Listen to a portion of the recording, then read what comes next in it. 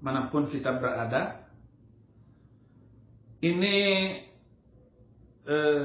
hal yang harus saya sampaikan kepada kita semua, karena begitu cintanya saya kepada NKRI dan benarnya di dalam berbicara dan juga melakukan hal-hal yang telah diperintahkan oleh amanat agung untuk tidak membungkam dan pura-pura beragama, dan juga cinta saya kepada orang-orang yang ditindas, kaum minoritas yang dihina dan diejek. Oleh karena itu saya harus tetap berbicara, apapun risiko yang saya alami, apapun kesulitan yang saya hadapi. Oleh karena itu, saudara-saudara, saya tidak pernah takut untuk berbicara yang benar. Dan saudara-saudara, saya harus setuju dengan Menko Polhukam Bapak Mahfud MD bahwa tidak ada konsep negara Islam.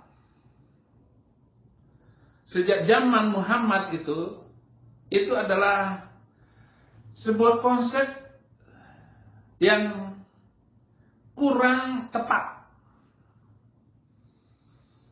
Dan itu konsep itu bolehlah kita mengatakan cocok untuk abad ke-7, bukan untuk zaman modern ini dengan memaksakan kehendak agar kita selalu hidup satu agama, satu kepercayaan, dan satu keyakinan. Itu cocok untuk itu, dan cocok untuk para diktator. Karena Muhammad tidak pernah menyerahkan kepemimpinannya, walaupun selama 23 tahun memberikan kepercayaan kepada sahabatnya yang lain. Selalu ada di dalam tangan Muhammad sampai dia mati. Nah, itu cocok untuk sistem kerajaan. Tidak cocok sistem itu untuk Indonesia NKRI harga mati. Nggak cocok.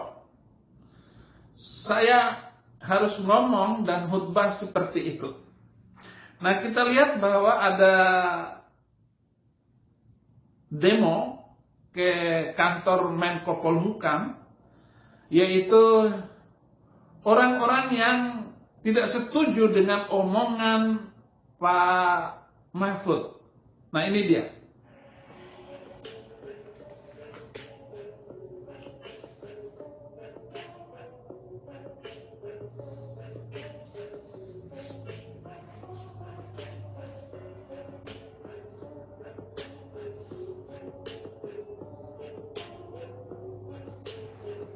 Bismillahirrahmanirrahim. Assalamualaikum warahmatullahi wabarakatuh.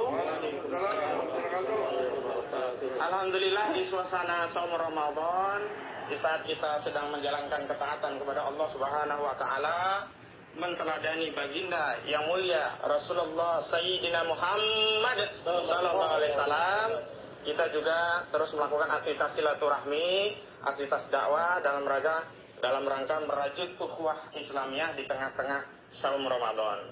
Dan tadi alhamdulillah kita sudah berkunjung ke kantor Kementerian Koordinator Bidang Politik, Hukum, dan Keamanan. Jadi kita mendatangi kantornya Profesor Mahfud MD. Dan tadi sebenarnya saya bersama segenap tokoh ulama yang hadir pada kesempatan hari ini ingin meminta waktu ya, beraudiensi langsung, bersilaturahmi langsung dengan beliau. Tapi ya karena beliau jadwalnya padat dan memang kami juga belum mengkonfirmasi akan hadir sebelumnya, jadi kami menyerahkan surat dulu kepada beliau, dan mudah-mudahan sih nanti bisa diagendakan agar bisa bertemu dengan beliau. Amin, amin. Dan surat tadi sudah diterima, ini suratnya diterima di tanggal hari ini juga, 19 April 2022. Dan surat ini memang kami tujukan langsung kepada Kementerian Koordinator Bidang Politik, Hukum, dan Keamanan Bapak Mahfud MD. Nah, di dalam surat ini kami ingin bersilaturahmi, beraudiensi untuk menyampaikan banyak hal. Nah, saya bacakan dulu. Assalamualaikum warahmatullahi wabarakatuh. Ini surat yang ada ya, saya bacakan. Sehubungan dengan viralnya pernyataan Pak Menteri terkait haram mendirikan negara Nabi dan beredar masifnya proposal khilafah untuk menyelamatkan bangsa Indonesia, kami sampaikan hal-hal sebagai berikut. 1. Bahwa khilafah adalah ajaran Islam. Dalilnya adalah Al-Quran, As-Sunnah, dan Ijma' sahabat.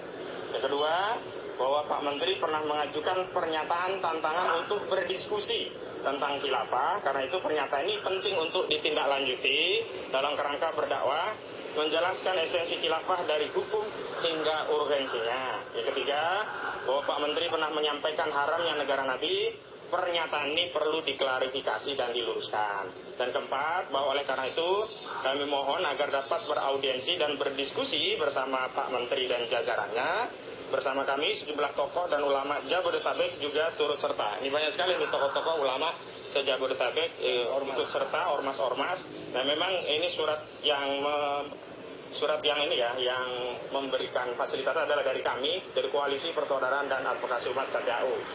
Nah, ada pun waktunya kepada Pak Menteri. Dan di sini juga sudah saya jelaskan. Kita menyadari bahwa apa yang dilakukan oleh para ulama untuk mengganti undang-undang negara ini jelas permintaan konyol untuk menjadikan Indonesia menjadi negara Nabi. Apa yang terjadi kalau Indonesia menjadi negara Nabi?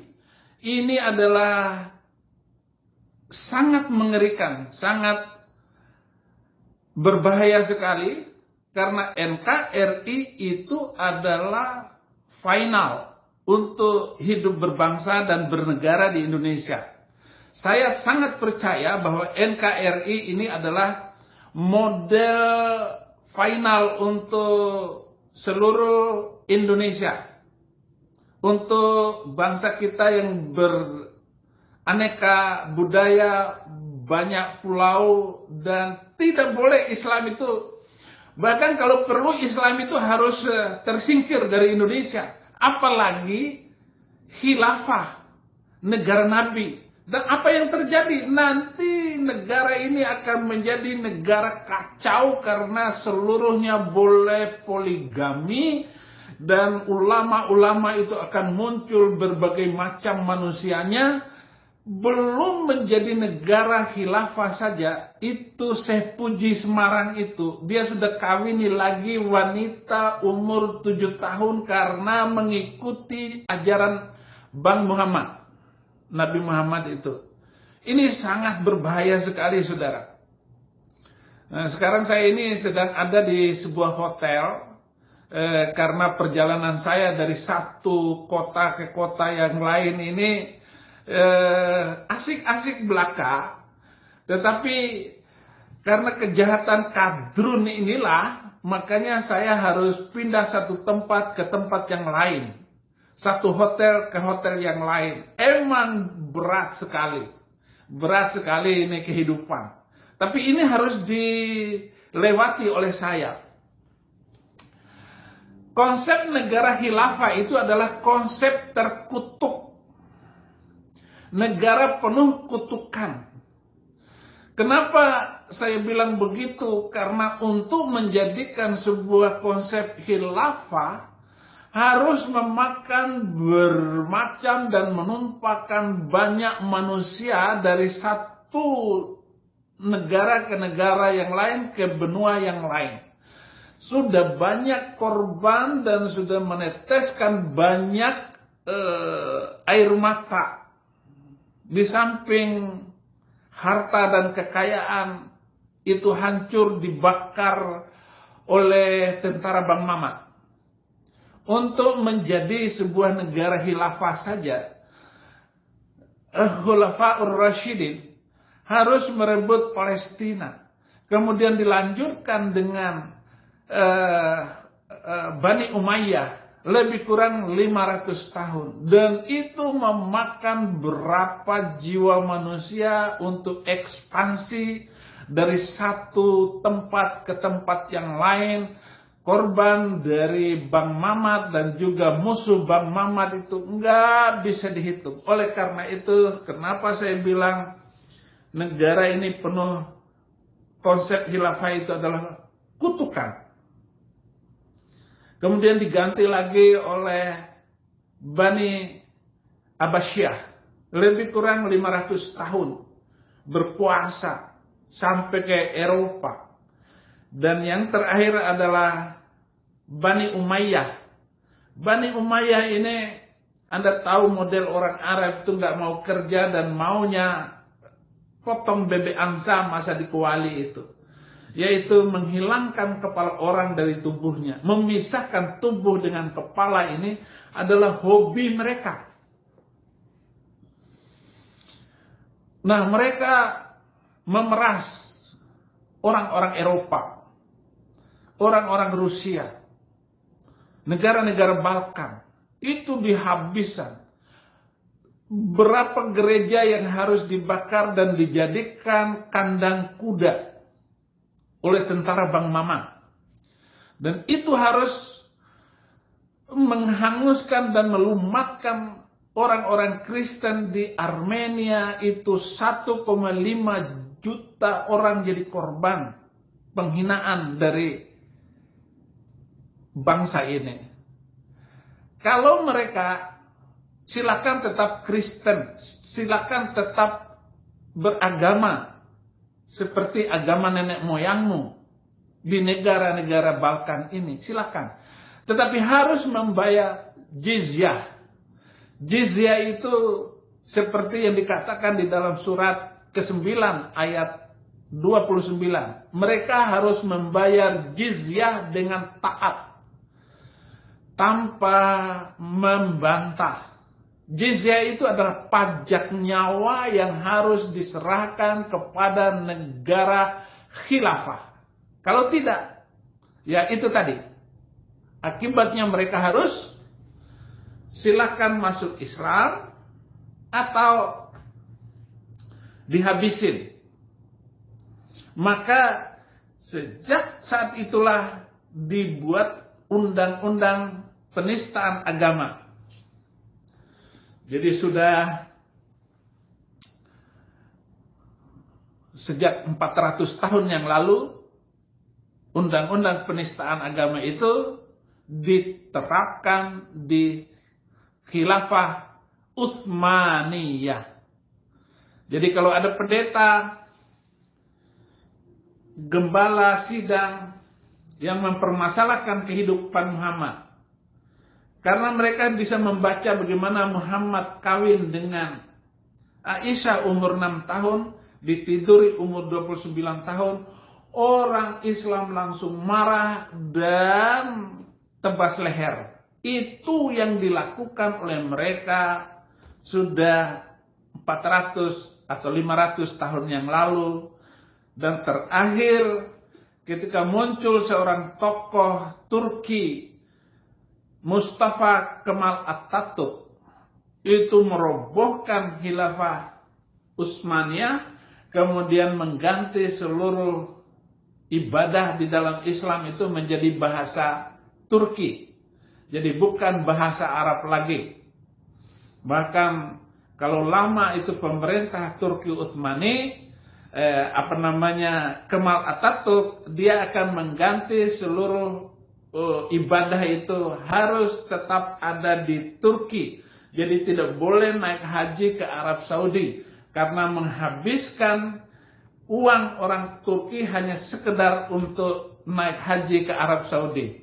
Dan itu memerlukan banyak uang, banyak tenaga, dan banyak pikiran untuk mengirim jemaah haji dari Turki ke Arab Saudi. Hancurnya Turki Utsmani ini yang dilakukan oleh seorang tokoh yang disebut Kemal Atatürk itu telah menghabiskan seluruh keinginan dan harapan ulama-ulama kadrun zaman itu, maka tidak ada lagi sejak tanggal 3 Maret 1924, dan mereka menghalalkan bacaan-bacaan kitab Arab itu seperti Al-Quran yang ada sekarang ini, lalu membuat bahwa Al-Quran yang ada sekarang ini adalah Rasam Utsmani, padahal itu adalah Quran buatan 1924 dan bisa dikoreksi semuanya dan bisa dilihat sejarahnya. Jadi kalau Anda semua mau bertanya mana dalil ini, dalil itu supaya kuat, tanya ke Christian Prince atau tanyakan kepada anak buah saya yang ada di Indonesia atau para Kristuber yang sedang berkembang sekarang ini. Sementara Saifuddin Ibrahim hanya menggoncangkan kaum kadrun agar mereka segera bertobat, meninggalkan meninggalkan Bang Mamat dan menuju kepada Yesus Kristus yang luar biasa itu. Nah, saudara-saudara, kenapa saya mengatakan bahwa konsep negara khilafah dalam Islam itu adalah konsep negara buatan Muhammad yang masih sangat sederhana, seperti konsep imam sholat, kalau dia kentut maka dia menarik orang yang dia suka ditaruh ke depan, kemudian Bang Mamat kembali berwudu dan dia sholat di belakang. Bagaimana caranya? Yang pertama yang dipilih itu adalah orang yang menguasai Al-Quran. Kalau ada 2 atau 3 sama-sama menguasai Al-Quran, adalah yang menguasai kehidupan Muhammad. Kalau ada dua-duanya, tiga-tiganya itu atau sama semuanya, maka dia harus menguasai hadis, sunnah Bang Mamat. Kalau juga ada sama-sama dalam 3 hal ini, maka dicarilah siapa yang dulu masuk Islam. Kalau sama-sama masuk Islam yaitu siapa yang duluan, maka dicarilah mereka yang tua umurnya. Barulah dapat final seorang pemimpin Islam muncul setelah Bang Mamat.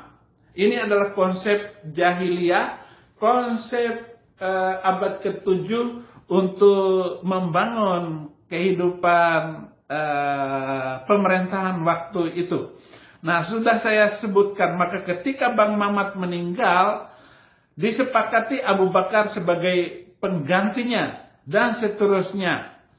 Dan ternyata zaman Khulafaur Rasyidin itu adalah Abu Bakar, Umar, Utsman, Ali, 4 orang ini, Khulafaur Rasyidin ini, laju kepemimpinan percepatan ekspansi Islam ini cepat sekali, maka begitu luas dan terjadi persaingan perebutan kekuasaan antara turunan Bang Mamat dengan turunan Umayyah, yaitu Abu Sufyan yang menurunkan cucunya itu adalah Yazid. Yazid ini membantai seluruh keturunan Bang Mamat yang lahir dari Ali bin Abi Thalib dan Fatimah.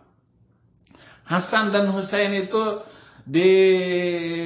dihabisin oleh Yazid, sehingga berkuasalah dan memulailah pemerintahan Bani Umayyah dari Abu Sufyan tadi. Nah, lebih kurang hampir 500 tahun kekuasaan ini, lalu timbullah persengketaan secara luar biasa, di mana para khalifah ini harus mampu membuat tentara berani koid untuk menjaga sang khalifah yang selalu dijaga di dalam sebuah kamar khusus. di mana istri-istri khalifah ini adalah cewek-cewek cantik gitu. Tetapi memang lebih pintar memimpin Bani Umayyah daripada turunan Bang Mamad. Sedangkan turunan Bang Mamad ini lebih hobi untuk memperbanyak istri daripada memimpin kekuasaan zaman itu. Nah, saudara-saudara, pengaruh politik itu merusak semua sendi kehidupan Islam pada waktu itu. Maka mulai zaman ke zaman itu dan terus dilanjutkan sampai hancurnya Turki Utsmani 1924 dan hampir 100 tahun yang lalu. Artinya hampir 100 tahun yang lalu, kurang 2 tahun lagi, Islam kehilangan konsep untuk membangun kembali kegagalan zaman khalifah yang sudah usang dan ketinggalan zaman itu. Maka terakhir tanggal 3 Maret 1924 adalah peringatan 100 tahun kehancuran Islam di bumi. Dan apa pandangan saya kalau ditanya kenapa Abi percaya sekali bahwa khilafah akan dibangun dari Indonesia? Alasan yang pertama bahwa Indonesia ini adalah negara mayoritas Islam. Sehingga mereka akan menggunakan segala tenaga dan kekuatan kebodohan Muslim di dalam beragama ini. Karena mereka tidak mengerti Al-Quran, tidak mengerti hadis, dan tidak mengerti konsep dasar. Sepandai-pandainya orang seperti Amin Rais, itu dia tidak mengenal dasar-dasar hadis tadi. Amin Rais tidak mampu membaca kitab kuning dan rencana jahat dari kitab-kitab itu bagi menyiapkan negara kadrun yang akan datang. Sedangkan Amin Rais itu dia hanya sekolah di California, di Universitas California. Hanya itu kemampuan, dan itu pun dalam bidang politik, bukan dalam bidang agama. Maka ketika dia menjadi ketua Muhammadiyah, pimpinan pusat Muhammadiyah, Amin Rais tidak mampu bersaing dengan pemimpin Nahdlatul Ulama. Karena dia hanya pintar otak, tetapi hatinya dia jauh dari kebenaran. Jauh dari kebenaran Islam maksud saya. Apalagi kebenaran Injil, ya jauh sekali itu manusia. Jadi manusia itu manusia, ya nggak ada artinya si Amin Rais ini. Kembali lagi bahwa bagaimanapun kehebatan Amin Rais tidak mampu memahami inti dasar dari ajaran Al-Quran. Sedangkan saya sudah membaca seluruh hadis-hadis ini karena saya terpukau dengan kebenaran Injil. Begitu awal saya membaca Al-Quran dengan Injil, maka saya perlu hadis itu. Saya beli buku-buku hadis agar saya mengerti apa maksudnya khilafah Islamiyah itu. Apa maksudnya dengan negara Islam Indonesia itu? Apa yang terbayangkan oleh pikiran seseorang akan negara Islam Indonesia ini? Jadi alasan pertama karena Indonesia ini adalah banyak muslimnya, dan nanti kalau sudah jadi Indonesia ini menjadi negara khilafah, maka akan moncong senjata itu akan diarahkan ke Malaysia. Kita akan menguasai Malaysia. Kita akan menguasai Kinabalu, Keke, Sarawak, dan Brunei Darussalam. Brunei Darussalam itu adalah negara paling lemah di antara ASEAN ini. Dan kita tinggal ambil saja sumurnya. Habis itu orang Brunei Darussalam dia angkat tangan, dan kekayaan itu akan segera datang kepada kita, Khalifah Islamiyah Indonesia, gitu. Bukan NKRI. Makanya setelah Brunei Darussalam ya baru Malaysia, ya, Singapura dan negara-negara ASEAN yang lain. Nah, pertanyaannya, siapa tokoh penggeraknya? Ini adalah tokoh yang sangat tersembunyi dan kita tidak tahu. Saya hanya menduga-duga ini si JK, ini juga si Ma'ruf Amin. Tidak bisa, saudara-saudara. Karena sejak awal saya sudah buta terhadap tokoh-tokoh yang menguasai NII di luar NII Zaitun, yaitu pimpinan saya di pesantren Az-Zaitun Syekh Panji Gumilang itu. Mereka ini sedang melempar batu sembunyi tangan. Nah, ini pertanyaan rahasia yang perlu Anda jawab. Anda bisa menyebut siapa tokoh di belakang ini semua yang akan memperingati 100 tahun Indonesia pada tahun 2024 nanti. Jadi tinggal 2 tahun. Tinggal 2 tahun lagi. Dan itu adalah masa Jokowi terakhir. Nah, rahasia-rahasia pertanyaan saya dan apa yang dilakukan itu saya sangat rahasiakan sekali untuk Pak Jokowi dan untuk pemerintah Indonesia ini apa yang harus dilakukan. Saya punya jawaban-jawabannya. Karena saya yang mengkonsep kejahatan-kejahatan politik yang dibangun selama ini. Tapi semua orang itu tidak tahu siapa saya. Siapa di belakang Panji Gumilang. Semua orang nggak tahu. Tetapi saya sudah pegang rahasia semuanya. Contoh begini saja. Kalau Panji Gumilang berani ngomong setelah saya khutbah ini, saya akan berhadapan dengan dia. Karena saya yang pegang rahasia semuanya ini. Nah, ini saja yang penting ini. Tetapi apa yang harus dilakukan oleh pemerintah di masa yang akan datang, apa yang dilakukan oleh Badan Intelijen Negara adalah kejar terus pengusung khilafah sampai ketemu tokoh utamanya. Seperti Munarman, Fadli Zon, Fahri Hamzah, atau seperti Dus Somad. Itu. Kenapa Dus Somad itu nggak ketangkap sampai sekarang? Karena dia dipegang dan dijaga oleh kadrun ini. Nah, kadrun ini siapa yang memimpinnya? Tidak ketahuan. Mereka mengambil seperti organisasi rahasia Yahudi, Freemasonry. Nah, itulah yang disebut dengan Al-Qadruniyah. Itu. Al-Qadruniyah ini sama dengan Freemasonry, Al-Masoniyah dalam bahasa Arabnya. Dan ini adalah organisasi yang tidak ketahuan pimpinannya siapa. Kita hanya menduga ini si Yusuf Tawaka, si Yusuf menang. Kita nggak tahu. Tetapi ini sangat berbahaya sekali.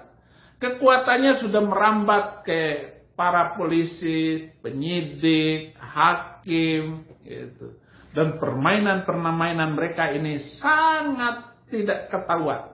Tiba-tiba Somang nggak ditangkap, tiba-tiba MKC 10 tahun, tiba-tiba Yahya Waloni hanya 5 bulan. Padahal hukumnya kasusnya sama, nyolong ayam. Kan lebih jahat nyolong ayam daripada sekedar ngomong seperti Saifuddin Ibrahim ini. Kok bisa-bisanya saya dihukum sampai 4 tahun divonis? Berarti ini adalah Al-Qadruniyah yang sangat berbahaya sekali untuk Indonesia, untuk NKRI, untuk Pak Jokowi. Berbahaya sekali. Ya. Mereka Fahri Hamzah, si Zong, ini adalah tokoh-tokoh pelawak untuk nanti 2024. Tetapi tokoh-tokoh ini harus dipaksakan. Tidak boleh ketangkap dan tidak boleh AIU. Tiba-tiba yang namanya Fadlizon itu, ya tiba-tiba dia bermain dua kaki. Sebagai partai dan juga sebagai pendukung khilafah ini, pendukung Al-Qadruniyah. Ini sangat berbahaya sekali, saudara. Yang kedua, pemerintah Jokowi jangan lengah terhadap musuh dalam selimut. Seperti menteri yang kelihatannya kucing sembunyi kuku, bisa-bisa berakibat terbalik untuk Pak Jokowi. Tolong perhatikan Pak Menteri ini. Saya nggak tahu persis. Bahkan saya bisa menduga bahwa seperti Mahfud MD pun, ini adalah tokoh yang sangat berbahaya untuk Pak Jokowi. Karena dia melakukan kegiatan-kegiatan yang tidak terduga. Kenapa saya bilang begini? Karena Somad tidak ditangkap, Saifuddin Ibrahim ditangkap. Dengan tuduhan ini dan itu. Ini kan nggak bisa diduga. Oleh karena itu, karena ini adalah permainan politik jahat kaum agamawan dengan isu SARA, dan mereka telah terpapar dengan akidah Qadruniyah ini, Al-Qadruniyah ini. Nah, ini Pak Jokowi tolong hati-hati. Saya nggak nakut-nakutin Bapak loh. Pak Jokowi harus, yang ketiga, Pak Jokowi harus terus meminta saran dari BIN agar mendapatkan isi otak 35 gubernur Bapak.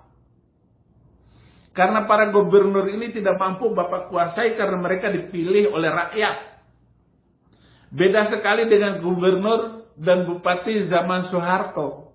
Itu suka-suka Pak Harto untuk memilih gubernur dan bupati di seluruh Indonesia.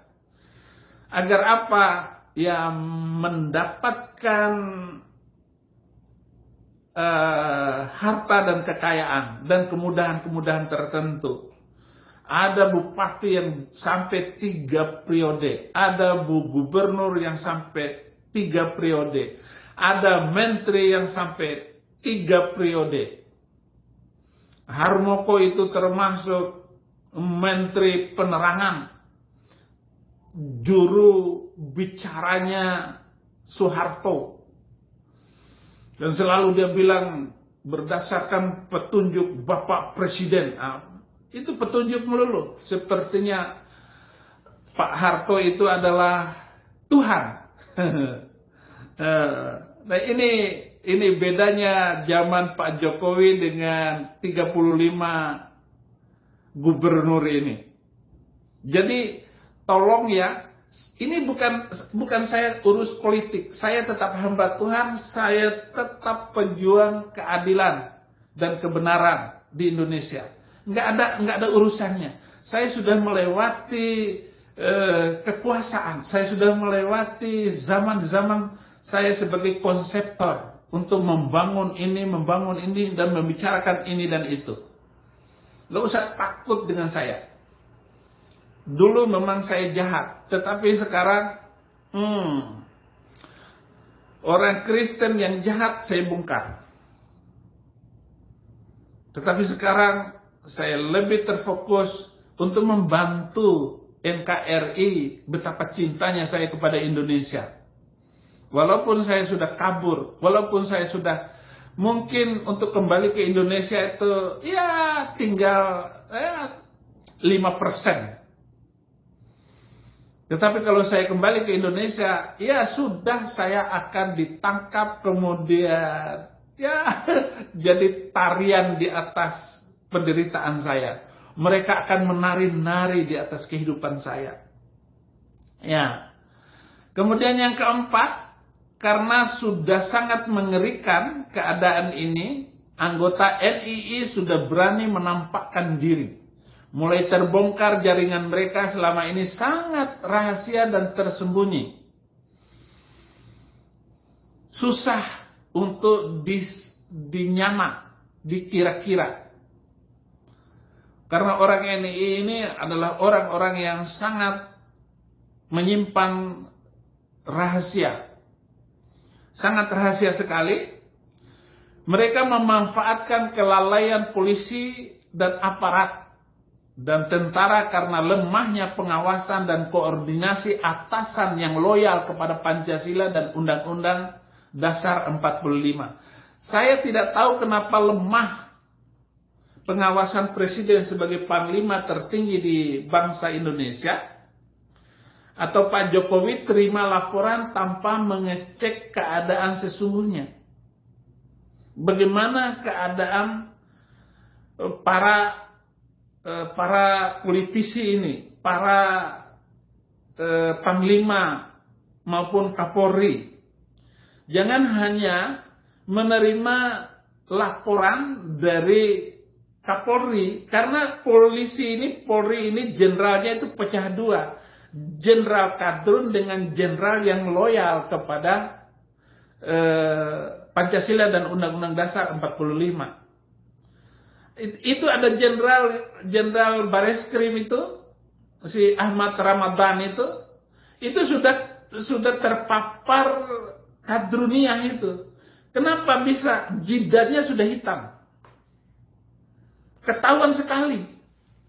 Gampang membedakan polisi yang asli dengan polisi palsu itu, yaitu tatkala kita mengerti dan melihat bahwa kelakuan kepolisiannya itu sudah kendor, tetapi sholatnya itu sudah mulai bagus. Ini namanya polisi kadrun.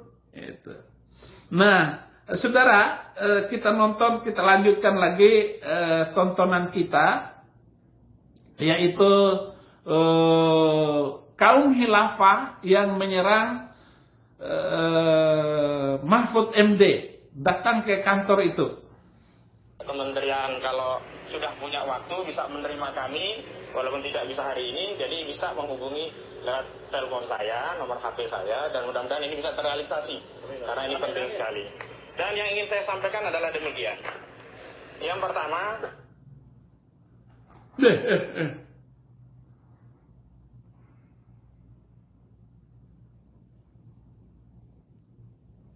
bukan hanya kepada Pak Menteri, kepada segenap elemen anak bangsa, khususnya umat Islam, harus diyakini bahwa khilafah adalah ajaran Islam. Dan karena itu perspektif yang harus diambil dalam melihat persoalan khilafah ini adalah bahwa khilafah itu adalah solusi.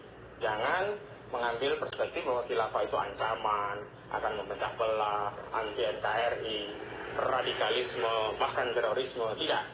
Khilafah adalah ajaran Islam, dan karena itu kami datang itu untuk menjelaskan bagaimana urgensi khilafah, bagaimana ajaran Islam khilafah menurut dalil-dalil, dan nanti ada ulama-ulama di antara kita juga akan menjelaskan itu. Dan yang paling penting tentu kami sangat terbuka ya. Saya sebagai advokat Ahmad Kojinuddin Sarjana Hukum sangat terbuka untuk memfasilitasi elemen umat Islam yang memiliki aspirasi khilafah untuk bertemu dengan Bapak Menteri Koordinator Bidang Politik Hukum dan Keamanan, Profesor Mahfud MD. Bahkan kalau diperkenankan dan bisa difasilitasi, sebenarnya lebih baik lagi atau lebih afdol jika Pak Mahfud selaku Menteri Koordinator Bidang Politik Hukum dan Keamanan juga mengumpulkan jajaran terkait yang di bawah koordinasi dari Kemenko Polhukam, misalkan sekalian diundang Pak Kapolri, Jaksa Agung, Mendagri, Menko Info. Agar apa? Agar substansi tentang khilafah, ajaran Islam yang agung ini bisa tuntas gitu loh, dan bisa didengar penjelasan dari para ulama-ulama tentang bagaimana itu esensi khilafah, sehingga tidak ada mispersepsi. Dan yang paling utama ya, kami umat Islam sebagai bagian dari elemen anak bangsa, ketika menyampaikan aspirasi yang berangkat dari akidah Islam, yakni menyampaikan dakwah tentang risalah nubuwah dalam khilafah ala minhajin nubuwah, tidak ditafsirkan sebagai bagian dari masalah begitu. Yang paling penting ini adalah bagian dari solusi. Terlepas bahwa mungkin saja ada perbedaan pandangan tentang solusi-solusi untuk masa depan bangsa Indonesia, ya kami persilahkan. Karena kami umat Islam punya akidah Islam, maka solusi yang kami yakini adalah Islam, syariat Islam yang ditegakkan secara menyeluruh atau dalam istilah agama disebut dengan kafah, dan tentu saja harus dengan institusi khilafah, karena memang sudah dicontohkan demikian di zaman Nabi. Penerapan Islam secara kafah itu dengan negara Nabi di Madinah. Kemudian di zaman Khulafaur Rasyidin, penerapan syariat melanjutkan syariat yang telah diterapkan oleh Nabi SAW. Tidak ada syariat Islam, tidak ada khilafah Islam setelah kemajuan teknologi ini. Nggak bisa. Semuanya akan terbongkar kelakuan Bang Mamat yang jahat, yang menyimpan kejahatan dari ajaran itu. Oleh karena itu, saudara-saudara, saya lanjutkan lagi, ya, agar Pak Jokowi jangan salah, ataupun pemegang kekuasaan, pemegang kebijakan, pengusung khilafah sudah sangat berani berdemo ke Menko Polhukam dan berani berdialog, berdebat dengan menteri. Ini adalah pembangkangan yang paling jahat dilakukan oleh Al-Qadruniyah zaman now. Ya, kenapa BIN tidak memberikan warning terhadap mereka yang mau menggulingkan pemerintah yang sah, sehingga Pak Jokowi tidak paham ini? Mestinya harus tahu dong. Kenapa polisi tidak segera menangkap perusuh dan penjahat negara seperti ini? Karena mereka mau menggantikan NKRI menjadi khilafah. Kalau ini kita anggap sebagai langkah pertama kaum pengusung khilafah ini tidak ditangkap, mereka punya potensi untuk menggulingkan negara. Karena mereka sudah mulai membawa ulama. Dan pengusung ini disebut sebagai apa namanya? Ya enggak, mereka memang kelihatannya ulama-ulama kecil, tetapi di kampung halamannya itu mereka mempunyai jemaat yang besar, santri yang banyak, dan pengaruh yang kuat. Karena mereka itu setiap hari pergi dakwah. Bahkan ada yang dakwah di luar kota, dakwah di luar kampung, dakwah di luar pulau. Ini sangat berbahaya sekali. Kenapa tidak ditangkap orang macam begini? Dan satu pertanyaan saya, kenapa Habib Rizik ditangkap karena urusan melanggar protokol kesehatan, bukan melanggar Undang-Undang Dasar, yaitu dia mengucapkan bahwa dia mendukung ISIS, mendukung organisasi-organisasi pembangkang seperti Taliban dan sebagainya. Ini saya nggak tahu nih, kenapa? Karena dia sudah menyatakan itu bisa dilihat perjalanan dia. Dan jejak elektronik ini nggak bisa dibohongi lagi. Betapa jahatnya itu Bang Toyib yang satu itu. Nah, saudara, kejahatan mereka sudah di halaman kita, tapi tidak dihalau atau tidak diberi peringatan oleh Menko Polhukam. Jangan mencari tikus, musuhin tikus, membakar lumbung. Biarin aja.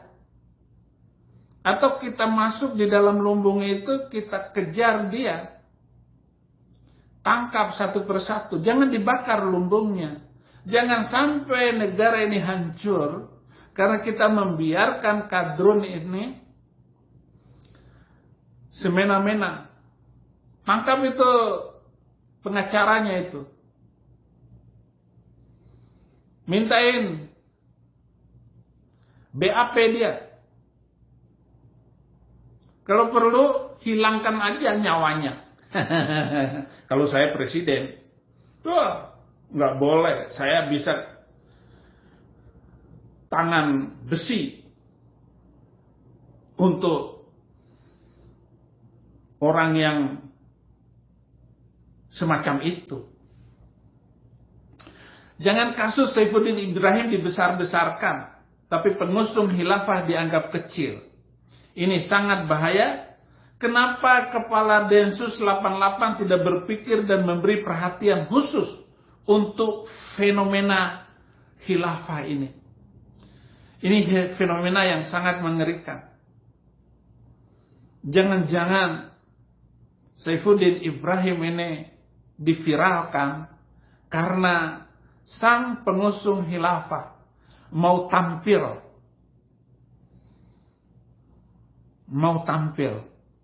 Ini sangat berbahaya sekali, saudara. Yang ketujuh, polisi nggak usah kejar saya ke luar negeri. Saya akan menyerahkan diri kalau situasi dan kondisi sudah bagus.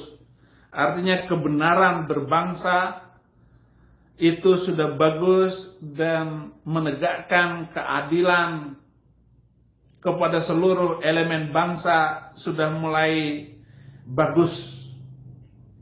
Gereja jangan diganggu, somat ditangkap. Saya sangat proaktif bagi kemajuan bangsa.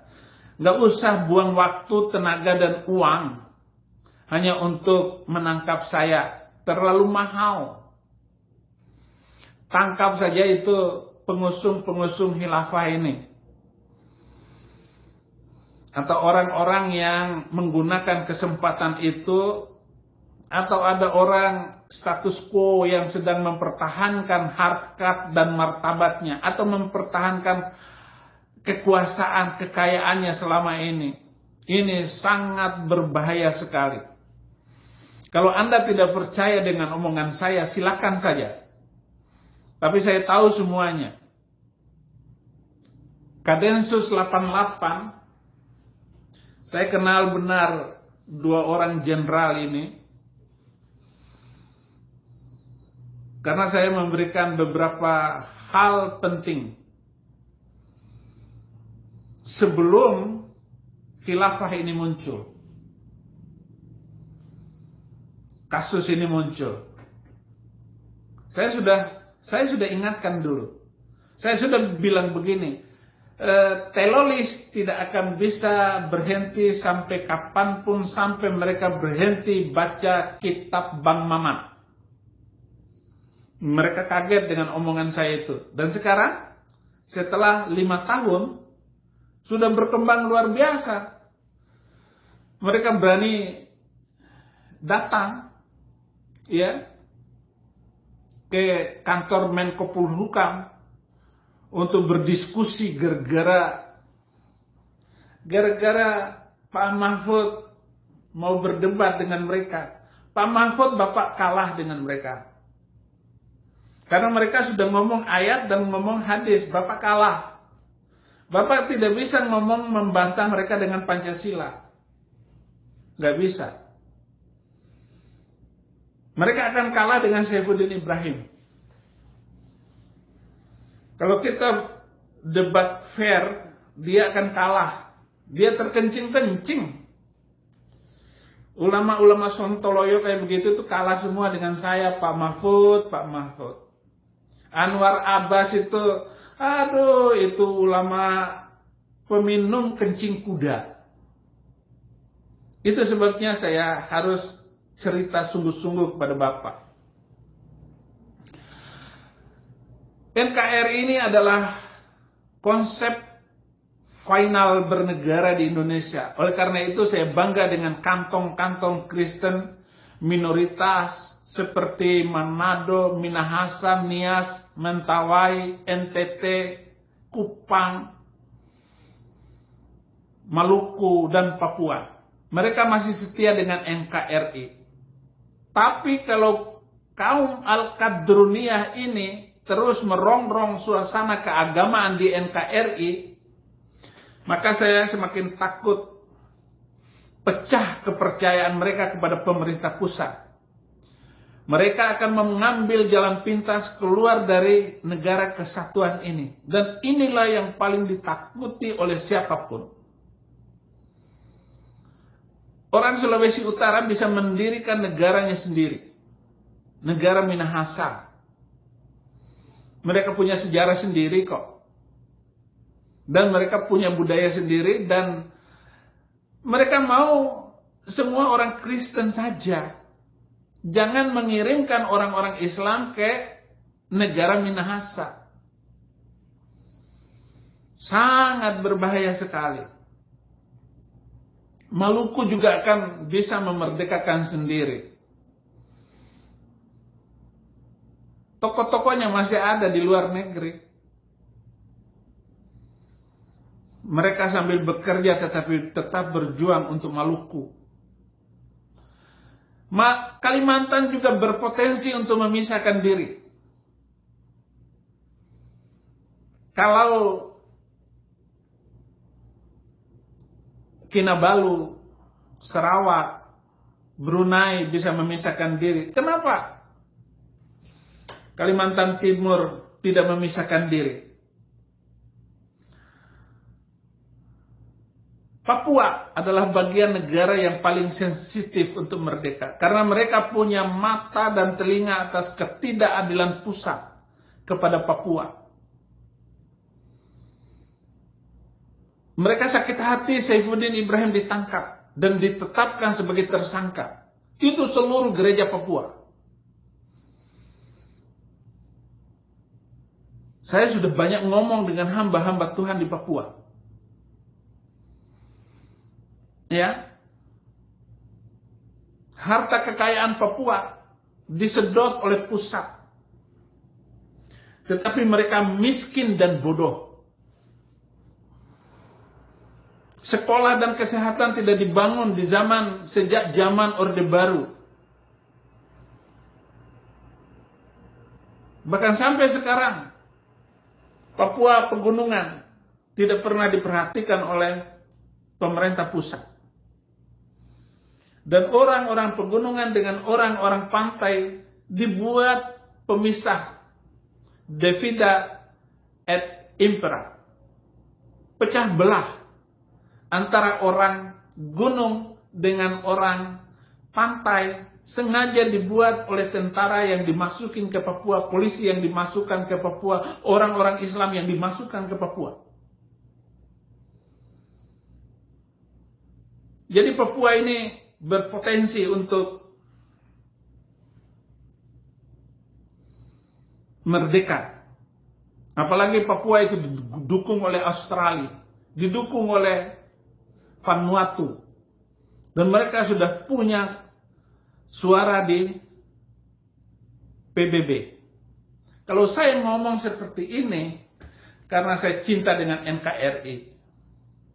Sampai sekarang saya tetap cinta NKRI.